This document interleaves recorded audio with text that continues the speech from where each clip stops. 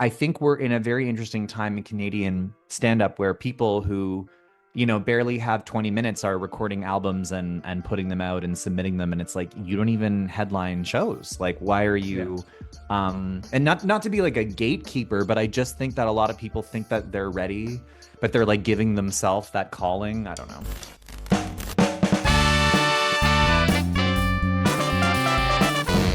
Well, everyone, you're listening to the Johnny Rogers Show, another brand new episode. And joining me today is JUNO Award-winning comedian Kyle Brownrigg. Hello. What's going on, man? Thanks for coming on the show. Yes, thank you for having me. Yeah. So, like, we ran into each other last when I was doing the Prove You're a Comic competition. And after that competition, great advice from everybody for sure. But after that, I was like, you know what? Do you know Anto Chan? Yes. Yeah, okay. I posted that I was doing the competition and I was like happy that I was able to make it to it as well because I had COVID like 2 weeks before that and had to drop out of another competition. But when I posted about it, he commented something that was like, "Bro, you don't need to prove you're a comic. We already know you're a comic." And I was like, Right. yeah, that is funny that that's the name of the competition is kind of like prove yourself basically in this club setting.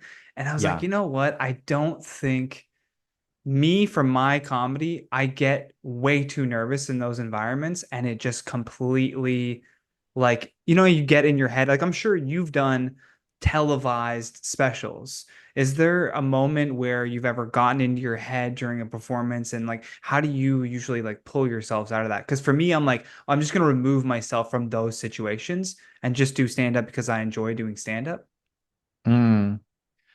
Um, I don't really know. I mean, do you mean like because I'm nervous No, just or like in your head about it, not even nerves. It could be something like you're trying a new joke, but then you're kind of like, oh, how does that go again? When there's a comedy brain is very interesting to me because as you're performing, you're almost trying to stay 3 steps ahead of your mouth. Like you're thinking about the next thing that you're going to be setting up while you're analyzing what's happening in the room.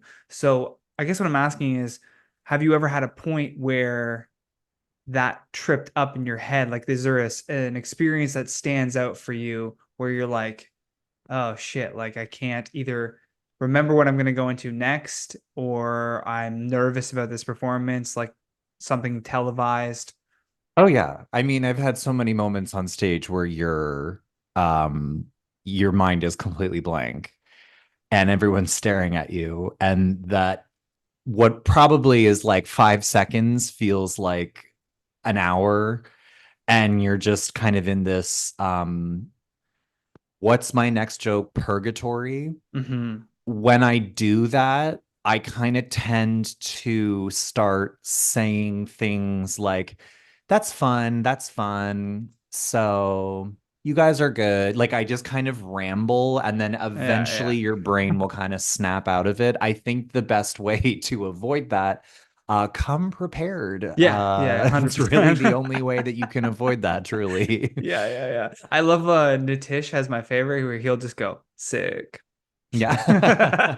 If something doesn't go well, he just goes sick, sick.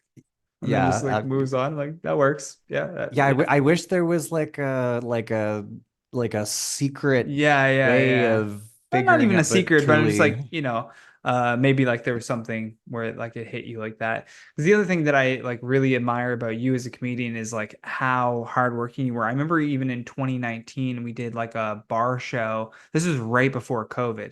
Bar show, I think it was like Ben Bankis was like hosting it and you had literally just come from like a theater show through whatever it was like winter to this bar show. And I was like, what the fuck? If I did a theater show, I'd be like, I'm going home. I'll yeah. put my feet up. But like, yeah, like, I don't know. The question there, I guess, why? You're just like, I gotta keep working this, or I like, is it? think well just because with Ben, who has really become quite infamous actually in Toronto, at Oh, the this is before time, his infamy. this was yeah, before his debut, if you Yeah, yeah, will. yeah. And listen, I don't really want to get into that, Yeah, but no, no, it doesn't matter. but with before he really established himself and his brand, let's put it like that, He used to run mics and random shows, and the only time that I would ever do those shows is if I was trying to get ready for something, if I was trying to work out a bit. I get very bored with my material very quickly, so I'm constantly coming up with new material and I'm constantly trying new stuff Yeah. out.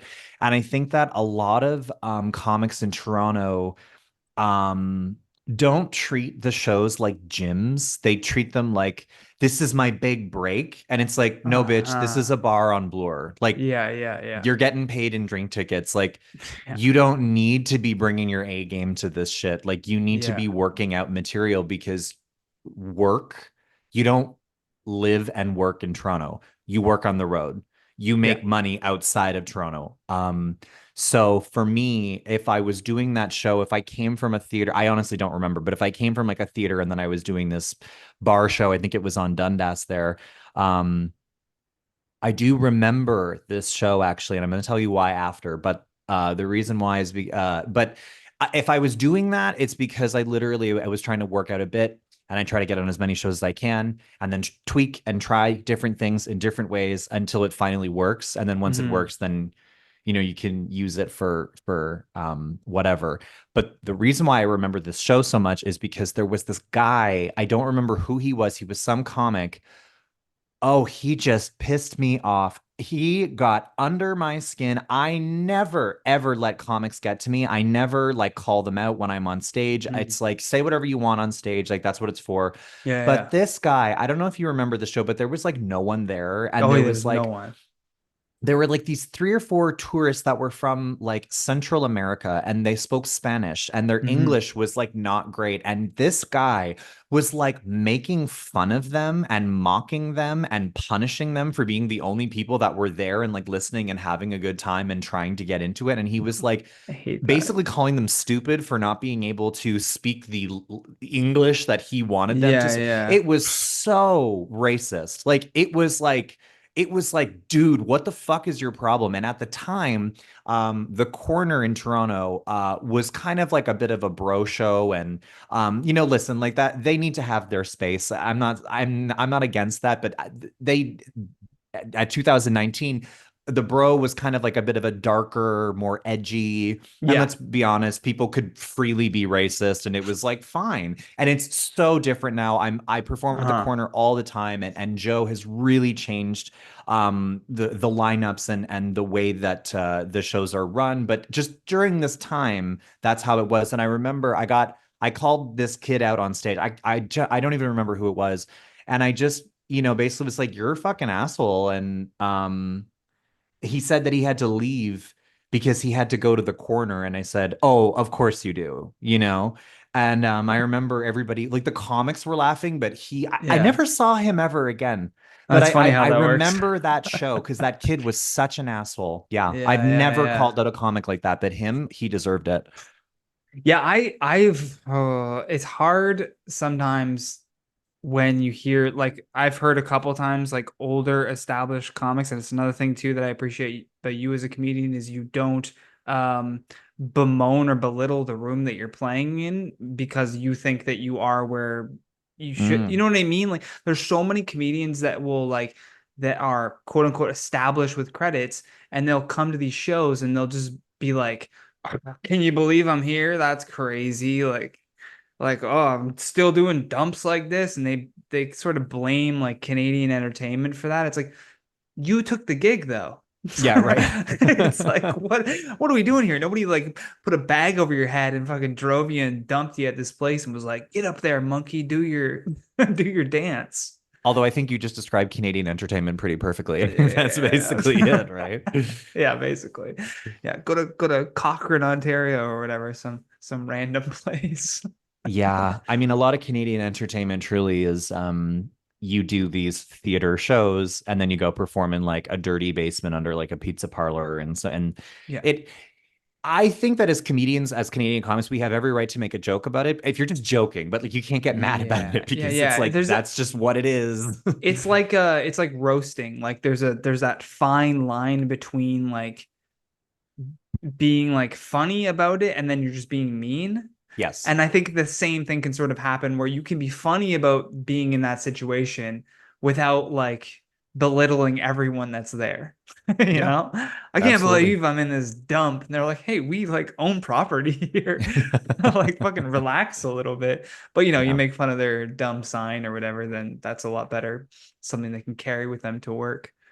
yeah. Um, One thing I really want to talk to you about, honestly, and I don't really ever think about like, sorry, listener, I don't really ever think about you all that much, whoever's listening and watching this podcast, because it's me having a conversation with you, and so I'm gonna get out of it what I think would be good to have recorded. And I honestly think it's good for other comedians too to listen to people like yourself talk about the process as much as that can be overdone sometimes. But you're somebody that's put out, how many comedy specials do you have out now? Like three, I have two albums. two albums. The first one was produced by Howlin' Roar, Allison Door's female-centric but LGBTQ POC inclusive label. And then my second album, I self-produced that one. And then I have a Just for Laughs comedy special on Crave that we did during the pandemic that I have thoughts on, but Okay. I am like I was grateful for the opportunity and I was grateful for the work, but the comics during that those tapings, we were not really set up for success. Mm. Without getting into it too much, I will just say that I didn't have one warm up practice show at all, and I was literally Wow. told to wing 10 brand new minutes of material. And I said, it's during the pandemic, there's no comedy clubs open, there's no shows. They're like, yeah, just wing it. And I can't believe that a comedy special they would allow something like that. And at the end of the Get day, into it, man. As much as you can, as much as you know, without getting yourself in trouble with anyone, by all means, get into it. We got time. I'll yeah. circle back to my original question. I won't forget. But yeah, so I Yeah. have two albums and one special on Crave. Yeah. Okay. Yeah, because my we can always get back to the the problems with the Crave special, but my question is like, were all of those different material between each of those albums, like Kind new of a bit fresh of material, a a bit of a little bit of a mix? mix of both. Yeah, Okay, like I would say there's something. I mean, I don't sit around and like watch my material. I don't sure. really know. I can't remember what's on the special, but I know that it was like a mix of my first album and my second album. And there are sometimes like I'll see like a clip of me and then I go, oh yeah, like I used to love that joke, or oh yeah, like I Yeah, used to yeah, say that yeah. joke, but I don't actually remember specifically what's on the special. But I will say that uh I will say that the material that I have on my special, the Just for Laughs comedy special on Crave, um, I don't want to make it sound like it's bad. I don't think it's Sure. a bad special, but I just think that it could have been a great special, but Hmm. we were not set up for success because so many reasons of the Canadian entertainment industry. However, I do want to also make very clear that I'm very grateful for the opportunity and the money that they gave me for it. Yeah, no All doubt. right. I During the will say pandemic that. too, you're like, fucking, let's A hundred go. percent. Yeah, Yeah, yeah, yeah. it was a big part of my income that year. So I'm very grateful for it, but I just think that let's just say it wasn't perfect. If you were to rerun this, you would have been like, they need to practice first, get this like ironed out where there's no thought between joke. It's just on to the next one. Endless flow of laughs. Yeah, I get that for sure. We would It would have been like I think that my special in my personal opinion, I think it's like a solid B plus. I could have made it a solid A. It's Mm, just it was during the pandemic. There was nobody in the crowd. yeah. There was so many restrictions. It it just Yeah. it is what it is. I don't by any means I'm not putting myself down. I don't No, think for it's a sure. bad. It's just it could have been I'm a perfectionist in case you can't tell. And Yeah, actually yeah. my set Well, my third album was kind of like this is my chance to get it perfect. And bitch, I won a Juno. yeah, So there you go. literally right there. And that's a sign too of a great comic is someone who is, well, great artist in general, is someone who's never satisfied with their previous work. And they're just always trying to Like, how do I, because if you are like looking at something that you've done and then you look at something that someone else has done that you perceive as great and you think like, oh, I bet I can make it to that level. It means that you've established a level of taste for the art form, for comedy. You're like, people think this is good. Like, people laugh at Big Bang Theory. And it's like, Yeah. you know, and then when you get into like comedy and what makes like a great joke, and then something hits you, like a great joke hits you, whether you came up with it or you saw someone do it, it raises your taste of what's good for comedy, or what you want to put out there. And I think that's great. I don't think anyone should ever be just satisfied with the way that they do things. Oh my God, there's so many comics in Toronto. Just think that they're I fucking know. killing it, right? And you're just like, well, Yeah. something died. Yeah, for sure. Yeah. Yeah. Yeah. Yeah. But what I really want to know is like, how do you, like, let's take a liability, for example, the one that you won a Juno for. What goes into like the preparation for that material? Do you put yourself on a timeline, or are you just looking at like, okay, I've done all of these X amount of 20-minute sets of 20, here's four different 20-minute sets of material. Like, how do you structure your hour and how do you prepare for recording that? Well, I have pretty bad diagnosed anxiety disorder, and I also have obsessive compulsive disorder. So like organizing things, it just is like pouring smiles on my brain. It makes me really happy. So I'm extreme, like I said before, I'm an extreme perfectionist. So preparing for those kinds of things is actually more fun than actually recording it. It's about like figuring out okay, so I have so many things that I could say. So I actually got asked to host a panel about like giving advice on like how to record a comedy album, and I haven't figured out exactly what I'm going to say, but I have been thinking about it, and I'll try to answer your question Yeah, by just flesh some of it the out like things that that I've been for thinking. sure. So when you go into a comedy recording for an album, first of all, I think that you should be headlining comedy clubs. If you are just like an opener and you've been an opener for a long time, I'm sorry, honey, but it's not time to put out an album because there's a reason that you're not being booked as a middle or a host or a headliner or whatever the fuck. Um, because a headline is about 45 minutes. Some people do these comedy albums that are like an hour and a half. Personally, if you're like a storyteller, I think that that makes sense. But if you're like a little bit more of like a short form, I think that you should keep it to somewhere between uh, 35, 45 minutes. I think that that's like a decent amount of time for a comedy album.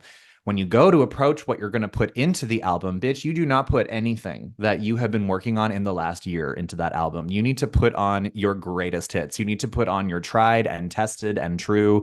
You don't need to like put in new material to impress like your friends and family because it's going on the radio and you're trying to make money off of that. It doesn't matter if like your friends are hearing new jokes or not. You have to put your best work that you know is bulletproof and that it works because you're going to record this album. How about some people do it like a couple shows of recordings? I did 4 recordings. You have to make sure that each show gets that same reaction. Yeah. So if you're doing kind of like a mix of jokes that you're kind of working on or new bits, it's like, bitch, it's going to be inconsistent and it's not going to work. Also, you need to figure out thematically what your jokes are and how it would flow into an audience. And also, this is not important, but if you're looking to be recognized by like in an award capacity, does it have a message? What is that message? Mm. Is there not a message? Then like that's the joke that there is no message. It's like you need to have some kind of purpose.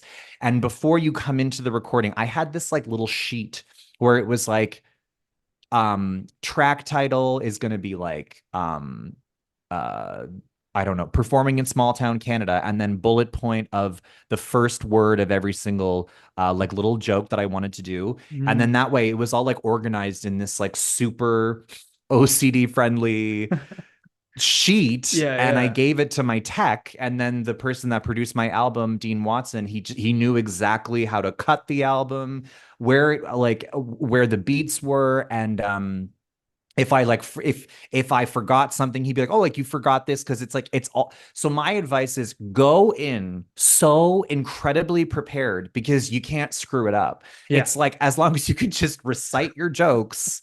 Also, Do if you your need to greatest have that hits. sheet on the stage, bring the sheet because Yeah. it's an audio recording. No one's going to see that you have the sheet on the stage. Yeah. Obviously, don't read off of it, but if you need to reference back to it, like that's perfectly fine. But have a very clear idea. Also, the last thing that I will say is that when it comes to naming your album, name your album after you have put it all together.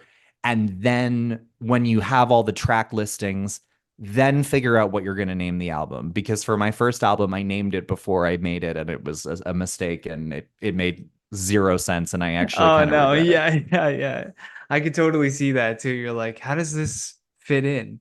And something might even strike you too when you're doing the editing process where you're like, oh, that those two words together are like really funny. Like that should be the name of it. And then when people hear it, it's just like when they hear the title of a movie while they're watching it. Yeah, Another I thing mean, too, oh I've yeah, no, heard go people, I ahead. was gonna say, I've heard people also writing their set list like on the stool that's on stage as No, well. no. So they could just look at the stool and see their whole set list. But I'm like, if you're doing, it's exactly what you said. If you're doing the hour, the way that you should feel prepared is you're already headlining. You're already doing that 45 minutes night after night after night after night. You're not breaking it into, 5-minute chunks. Maybe if you're doing new stuff at an open mic and you're starting to write that new hour, but like, yeah, I guess how scary is that? Like right after recording your hour, having to go flush it Start all out over. and Yeah. start all over, basically. Unless it's like you Yeah. see it as like a kind of turning of the tide, like you're on to this next chapter of your life. Now I can talk about this stuff. This is where I'm at. Like when I was talking to Deborah DiGiovanni, she was like, oh, people would ask me like, well, I loved your cat jokes. Why are you not doing cat jokes? She's like, I don't have a cat. Like, why would I be doing my old cat jokes anymore? I don't even have a cat. So, Right. You move on from old. I mean, there's one joke that I have like I've posted on social media. It's got like millions of views. People love it. People share it. People like hate it, blah, blah, blah. Like, but it became a viral thing. And it's me talking about Starbucks. And I hate this joke. I hate telling it. I hate uh, seeing it. It's just, but it brings people joy. And it's like people are like, well, why didn't you do your Starbucks joke? It's like because that is in my past. Like that, I don't do yeah. that anymore. You know, So, you move on from material, but it's growth as an artist. You should be doing new material once you've really honed it and figured it out and published it. It's just I think we're in a very interesting time in Canadian stand up where people who barely have 20 minutes are recording albums and putting them out and submitting them. And it's like, you don't even headline shows. Like, why are yeah. you, and not to be like a gatekeeper, but I just think that a lot of people think that they're ready, but they're like giving themselves that calling. I don't know. Yeah, no, I totally get that too. And there's like people that I think a lot of it too comes from, I mean, when I was talking with Ron James, he was like very sorry, he even said it himself. He was like, sorry, I was a little like curmudgeon-y when I was talking about it, but like he was really angry at this new generation of comics that like have a huge TikTok following for whatever, and then they do an hour special and they've been doing comedy for like a month, but they can fill the place out, so they're like might as well record it. He's like, I don't care about like them believing that they can do that and doing it. He goes, I just care that like we're losing what the Mm, art is supposed to be, like our that taste, that quality of like I can do better, I can write a better joke is just going to come down and down and down from an audience perspective. Like an audience is going to sit there and expect that level of comedy, like always.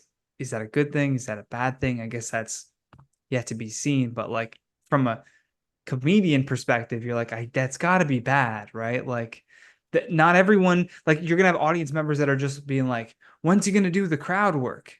Because right. that's all they've seen on social media is crowd work clips, crowd work clips. So they just think that that's comedy. Right. I don't know. I would say a lot of the social media, um, people that try to do a crossover into stand-up comedy. Not always, but I would say like 95% of the time, it doesn't work because it's a different format of entertainment. And then they try to do stand up and then they're like, I did stand up. It's like, yeah, you stood on stage and you told jokes, but I wouldn't say that you were doing stand up. It's Yeah, like, yeah. it wasn't like it's a different muscle, like performing for live audiences and honing that skill and touring and like doing it online. That's also a very interesting ability and talent, and most of us don't have that ability and talent. Like Mhm. to have a huge social media following, that takes a lot of work, and I respect that, but it's a different muscle and it Yeah. requires a different amount of work where a stand-up comic, I can understand why you were saying your guest was like frustrated with these TikTokers. It does become sort of frustrating because it's almost like, I mean, I'm not putting words in their mouth, but like they cut the line in a way, but they cut the Yeah. line and they don't have to pay the same admission price. And it's frustrating because it's like you saved up so long to listen to how deep I am right now. Are you serious? I heard oh fuck, what was it? I was listening to another podcast with these comics from New York, and they were talking about how like they wish that they had sold out earlier in their career, but they kept being told that they have to like, no, you gotta work your way up through the club so you can get good. And then he goes, man, fuck get like he's like 50. He's like, fuck getting good. Like I wish I had money. Like I want a house and shit. Like I don't care Yeah. about like getting respect from my colleagues. So I guess it just depends like where how you're entering into like comedy with those intentions. And these older, touring headliners who've been doing it since before there was like even any social media whatsoever and they were like quote unquote famous, they sort of see it as like, well, the kids should be watching me and learning from me because like I blazed the trail, and then these kids are just coming along going like, nah, I don't need to do that. Like I'll just post a TikTok, Yeah. sell at a theater. I don't need to do your bar show or whatever. One thing I notice a lot about, I would say this is more of a Toronto thing. I wouldn't really say this is like an Ottawa thing. I wouldn't say this is like a Calgary thing. I find Toronto comics, especially the younger comics, they do not show respect to the people that came before them. They truly could care less. Like they're like, but me. It's like, yeah, babe, but like there's a whole, it's so weird. Like they don't understand that like people had to earn their place and they just think that they can it, there's no other industry that's like that. It's like imagine going into a corporation and you're like an intern and you just go right up to the CEO and start Just being critical to the just CEO. nut It's like, check the who the CEO. fuck are you? Like, it's a very disrespectful thing. Like when Yeah, I yeah. started, I knew all the headliners. I was in and out of clubs. I watched all of those like Comedy Now specials. Like, bitch, I did my homework. But Hmm. also like I knew all the comics and I showed them the respect that they deserved. And frankly, the younger comics in Toronto, not all of them, obviously, but I definitely find that the younger comics, they just really don't give a shit about the people that came before them. And frankly, I actually find it very disrespectful and lazy. Yeah, like Just dismissive. it's just like how I just don't understand like the I don't know what's the word, like just like the indifference to like people who are clearly better at it than you are. Like it literally just I started doing comedy because I was a fan of comedy, because I would like watch people like Louis Black or George Carlin and watch them, like Robin Williams, watch them incessantly and like want to like repeat their jokes to my friends before I even thought about like getting on stage to do comedy. Like I was doing their cadences and doing their jokes because it was like fun and it was hilarious. And you really, when you start to write comedy, you realize, oh, there's a reason for that. Like there was like actual Mm, work that went into that phrasing. Like even a good TV show, somebody like, was it Vince Gilligan that wrote like Breaking Bad? Like you can learn from just dialogue, like by just watching stuff and trying to intake it instead of just thinking that you have all the answers, which I think a lot of the new generation, yeah, they'll just again, they get that dopamine hit of like, well, I posted a thing that has X amount, so that means I know about this. And it's just yeah. like, no, like no. No, you really don't. Yeah, I mean, but at the same time, one thing that I always get great satisfaction out of is like doing shows with these individuals and you know, having someone, I don't know, yell something out Yeah. or they're not in the position or in the lineup that they wanted to be, and the way that they're not able or equipped to sort of deal with that. Hmm. Um, We'll you know, name for them on me, the I Patreon episode. yeah, I find that kind of satisfying, you know, Yeah, because yeah, you're just sort of like exactly like you have to kind of learn that shit, but you know, whatever. I mean, it's yeah. a rich tapestry. We're all learning. Yeah, Like, and yeah, I even feel like corny just making fun of them. You know what I mean? Like it feels yeah. almost like a waste of time. What got you into comedy? Like what was the sort of, because it is obviously like a different career path than a lot of people take, and it's one with like a lot of really big highs, but then a lot of lows where you're kind of going like, why did I choose this? Like, have you had those moments? And maybe just I guess tell the audience about sort of how you started and where you are now. Um, well, I have an art background. I actually went to university for visual art, specifically illustration. I did mostly corporate stuff. So I would do like Mm, contracts for like the Globe and Mail and the National Post and like I did a lot of food and wine magazines. That was like kind of my niche. cool. And it was so much work, and it paid like nothing. And I Mm, remember finding comedy, and somehow comedy paid more than art, if that's even possible. yeah. So I just, when I found comedy, it was just this thing that kind of clicked for me because when I used to do art, I used to do art for other people like a performance. Like I'd be like, ta-da, here you go. What do you think? And they'd Hmm. be like, great, here's your money. And I'd be like, oh, where's the reaction? And I realized that deep down I am a performer and I need that kind of validation as a human being. And I've always been a funny person. I've always um to be perfectly frank, I've always just kind of done my own thing. Like I've never like gone along with like the mainstream for like a lot of like really mainstream major comics that I'm sure you love and adore are just really not to my taste, and comics that I just don't really find interesting. They're obviously Yeah. incredibly talented and work super hard, and I'm not mad at their success. I get it. It's just it's not for me. I've Sure. always been a person that like marches to the beat of my own drum. And so when I found stand up, I was just kind of like, oh, like this is my mental illness personality. This is what Nice. it's, you know, meant for. And I was like, oh my God. And it, yeah, you know, the rest is just kind of history. I never wanted to be a stand-up.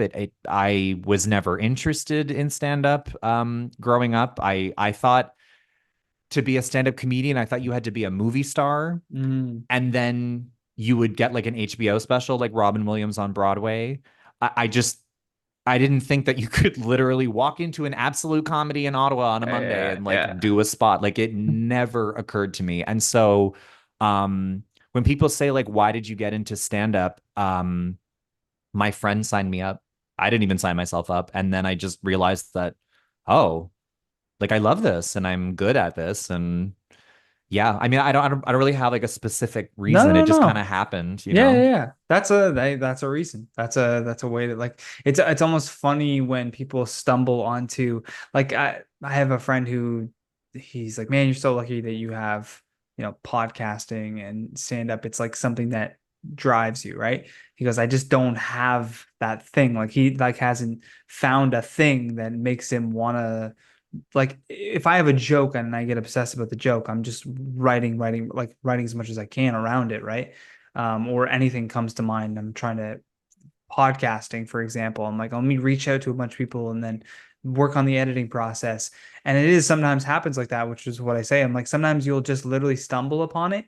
You'll know it's the thing when it's all you can think about over Yeah. sleeping, over eating, over everything. That's how you know it's a thing. And just because it's like feels great right now doesn't mean it's always going to feel great, and you sort of have to push through that sometimes as well.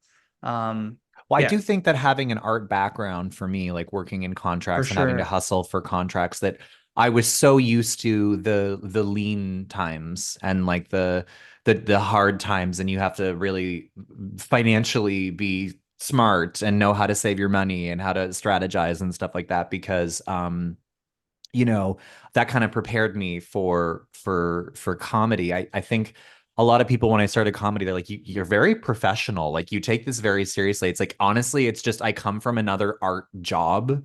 So Hmm. I knew how to come Yeah. into it professionally speaking, and not be in a fucking like $30,000 tax hole like some of my friends. And I'm actually not making that up. Like, a lot of comics just don't know what to do financially, and I think I'm in a good position because I did have those that previous education from Yeah. my You previous can job. carry those skills over to this one for sure. Yeah. What was your one word when we were talking about that before? You said that you had one word for the episode. I just don't want to forget that. The one word that I've been trying to exercise recently that means kind of everything to me is this is going to be so cheesy, but gratitude. Okay. Specifically because let's talk about the Juno. Okay, let's just specifically we'll talk about the Juno. The reason why I would want to be offer gratitude for something like that is because um everything that we are and what we do, we're all products of our environment. And some of us are at an advantage, some of us are at a disadvantage. And sometimes those things, an advantage or disadvantage, can help us or hinder us. And, okay, me being a gay comic, when I was coming up, there were zero. I was the only gay comic. And that Well, is there's probably difficult when some, you, but they weren't out. not like I mean like Yeah, like I a know what you mean headline though. like Yeah, yeah, yeah, in yeah. Ottawa, I know right? what you mean. Yeah. And so when I started, it's like I didn't have any mentors. I didn't have anybody that was like teaching me how. I also didn't have any work or Mm. specials or things that I could look at, like a Richard Pryor or like a Steve Martin, like I can see the album Hmm. behind your head Yeah, that I yeah. can look at, because they're great comics, but they share a completely different perspective of what it is to be a human being in this Yeah. world, and in their own funny way. And so for me, it's like when I was coming up, it was difficult. But then when I moved to Toronto in like 2017, that's really when the queer comedy scene was really exploding and developing, and we were being treated like human beings, and we were doing shows with straight people without being called like a pride show, which was very much a thing for a very long time.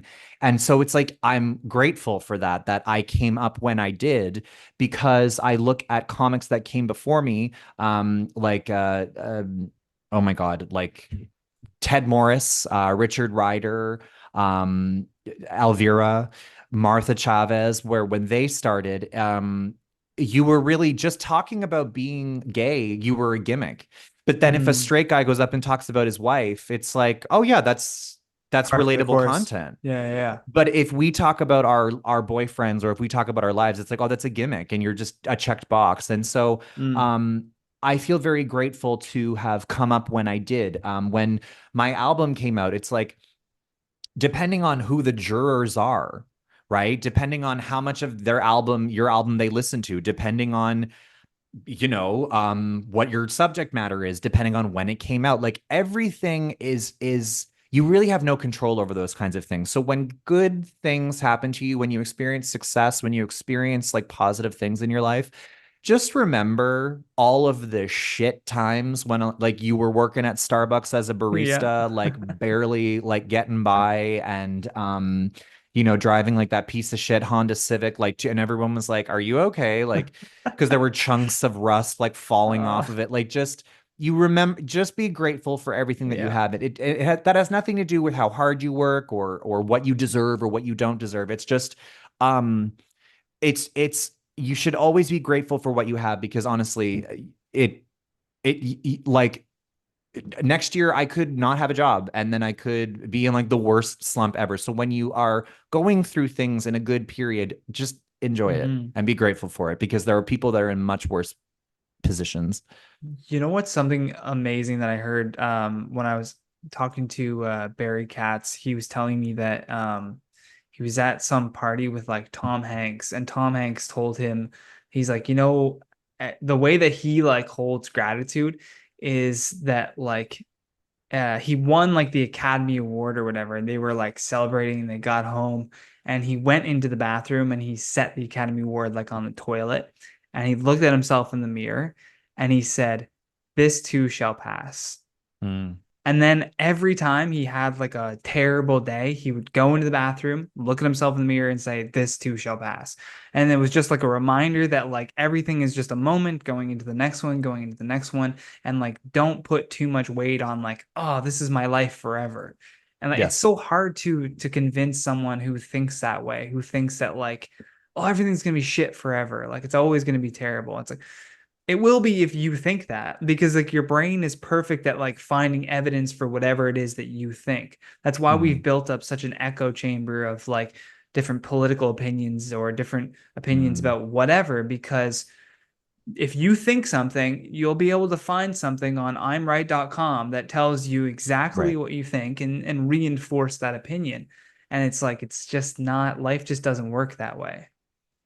I will also say though, but whenever offering gratitude and stuff like that, but also I would always lose the my problems are so real game. Like I would say like, oh, I'm so upset about this. And then my friend would be like, I watched my mom die in front of me, and then you're just like, Like, okay, oh damn, wow. relax. And then Fuck. when you start to realize that you're always losing the competition of like, I'm having a bad day, and it's Yeah, like I some got humbled today, yeah, actually. exactly. Yes, yes. So I once you start to kind of realize you're like, oh shit. So I Uh, think if you have any kind of success or any kind of yeah. like great good things, whether it's big or small, it's like just appreciate it and just remember that there are so many people that like wish where Mm-hmm. that they were you and Mm-hmm. that they were in your position, Yeah. whether it big or small. Yeah. And also another thing that I learned, and this is from the art world, was there is always going to be someone that's better than you, and there's always going to be someone that's worse. I Yep. mean, like art, like talented wise, there's always going to be someone better than you, and there's always going to be somebody that's worse. And then someone's going to think that about you, like you're either Mm-hmm. worse or better, like Yeah. whatever. Yeah. Yeah. So it's all relative, and Yeah. just relax, just be grateful and enjoy it. Yeah. Yeah. Yeah. I was bitching and complaining to myself about my shitty car today as I was leaving the gas station. Piece of shit. I hate this car. And I'm driving because the AC wasn't working or whatever. And I'm driving, and in front of me, this old man is on like one of these little, like the ride-on scooters. And he's flying down the sidewalk and he cranks it into the gas station and it just tips over in front of me and he goes flying out of the scooter like almost in Oh. front of my car and I was like, oh, that guy's having a way worse day than my fucking AC problem. Right. Yeah, yeah, so I just left him. I just drove around and You're like, I no, just drove over no, him I and I just went drove home. No over big him. deal. I got some ice cream and it was a great day. No, I helped him up clearly. I was just like, I was just funny, like kind of scolding this old man. Like I was like, sort of like, man, you're going way too fast. You gotta slow down. He was just like, I'm sorry. It was just this old guy. I was like, why are you going so fast? He's like, I'm drunk. I'm like, oh Oh, fuck. was he actually? Yeah, yeah, yeah. He Oh, well, reeked of booze. He was just flying on his little scooter in his Jesus. military jacket, and I was just like, God damn, just Wow. lucky I was there at the right time. Yeah. There's one question that I always ask all my guests, and I want you to think of yourself at 15 years old. Phone rings, and it's you now on the other end. You can give your 15-year-old self a piece of advice based on what you know now, knowing it won't affect his or your timeline whatsoever. YouTube meeting, because that's always a caveat for a lot of nerds when I ask them this question. How will this Right. affect my timeline? Do I give them lottery numbers? I was like, no, give them advice based on how you know yourself. Yeah. Too many Back to the Future Yeah, screenings. yeah, Yeah. yeah. So what's your advice? That I would give my 15-year-old self. There's nothing wrong with you. Um, you're just as worthy of being on any stage as anybody else. And stop being so scared of life. When I was growing up. I didn't grow up in the being gay is awesome years. I didn't grow up with like Lady Gaga and like Yeah. Glee. Like when I grew up, we only had Tom Hanks in Philadelphia, right? Yeah. Speaking of his Oscar. And Yeah. we also had Rent, which is like a super fun musical about AIDS. And then I was also born in the late 1980s, and I also went to a Catholic high school where like homophobia was like got you extra credit. Oh my So God. literally, like when I was growing up, like the word faggot was just it just rolled off the tongue. Like you just punctuated all of your sentences with it and all of your statements, and that was just everyone just said it. Like it was just the negative thing, and it's so different now, and I'm so glad that it's different now. But like when I was growing up, everyone was like, if you hated something, you'd say that's so gay, or if you hated someone, you'd call them It's a fag. so And then suddenly crazy. you hit puberty, and then you realize like you're that thing that the Yeah. whole Yeah. world Yeah. fucking hates. That deeply affects your psychology and the way that you view yourself as a human being. It completely fucks you up. And frankly, I spent a lot of my 20s being very angry at the world Mm. and being very angry at people. And I took it out on everyone around me. I would get into fights with people all the time. I would drink my fucking face off. Oh my God. Thank God I really didn't get into drugs until I was in my 30s. That would have just been Yeah. fatal, Now you use honestly. responsibly. Yes, yes. Now I just use cocaine for fun, Wait, for how, fun like, reasons. what a, I just realized though, what a memory hole that society did on the word gay, because gay used to mean happy, and then it became like a negative thing, Mm-hmm. and now it's a positive thing again. Like, I guess, I mean, is the word queer I is don't know. the If somebody word, says they're gay, everyone's like, oh, that's awesome. Like, yeah, it's like you want to race, and you're like, no, I'm just telling you who I am. You know what I mean? Like, yeah. it's a I, I it's a weird thing now. I just think that like there was talking about like gratitude. I think that the younger gays need to be very grateful for being born. And also I'm grateful when I was born, because if I would have been born earlier, like I would have been Sure. subject to someone. But my education when I was growing up, it's like if you have sex with another man, like you will get AIDS and die. Like that was literally what I was taught. So And I remember the insane. first time I ever did have sex with somebody, I thought I had HIV, and I went and I got tested and I was freaking out. And it's just misinformation, it's Yeah. ignorance, but Yeah. Yeah. that's what I was raised on. And so I think my younger self, if I had a conversation to my 15-year-old self, it would more be about um just trying to give that younger person humanity, and letting them know that they're right and everybody else is wrong. Mhm. And that's a very difficult thing. And you really form a lot of your personality based on that. And God, yeah. Thank you for opening up my trauma wounds. Thank you. All right. Good night, everybody. Just cap it off here.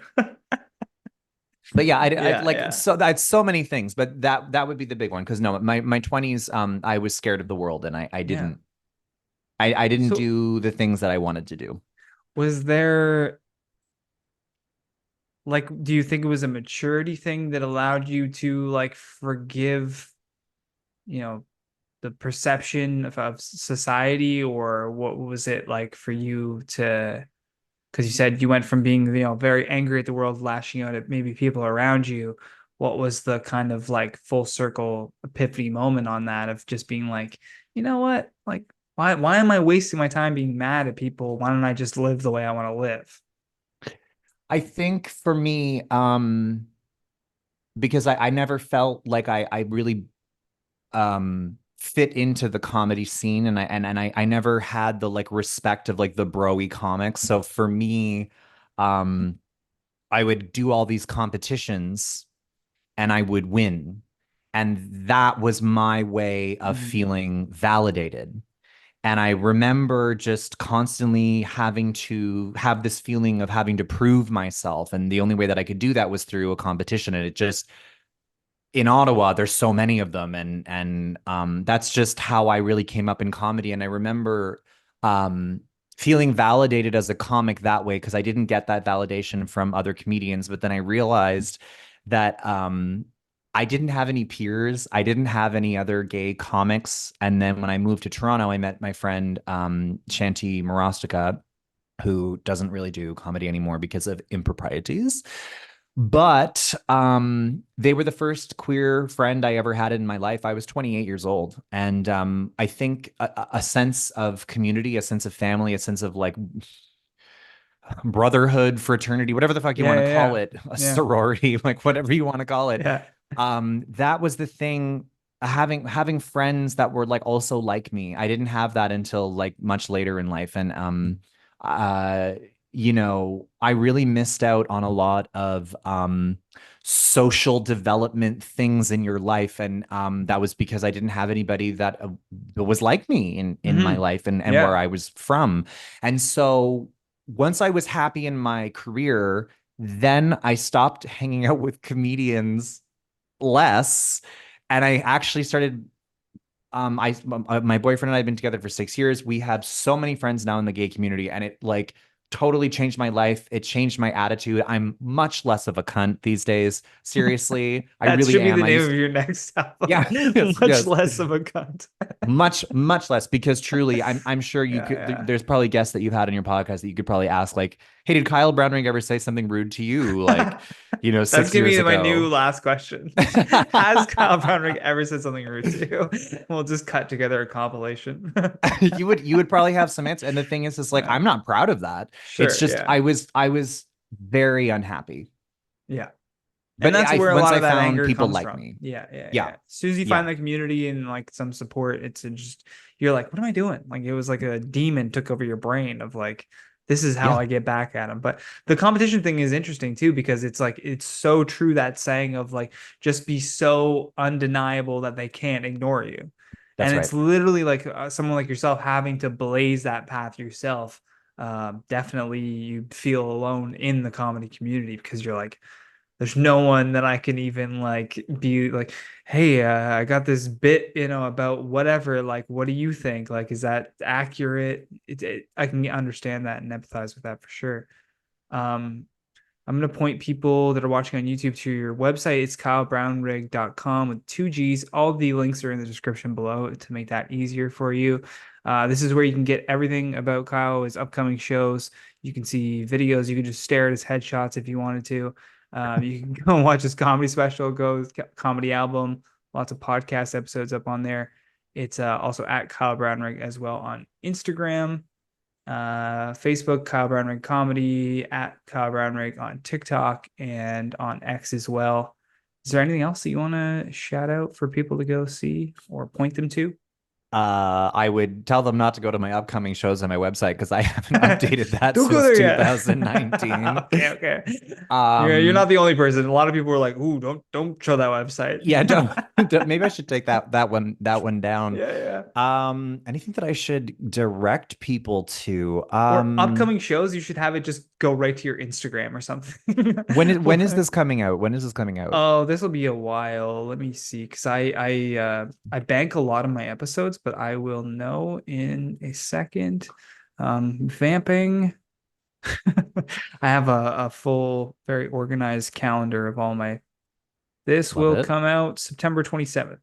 September 27th.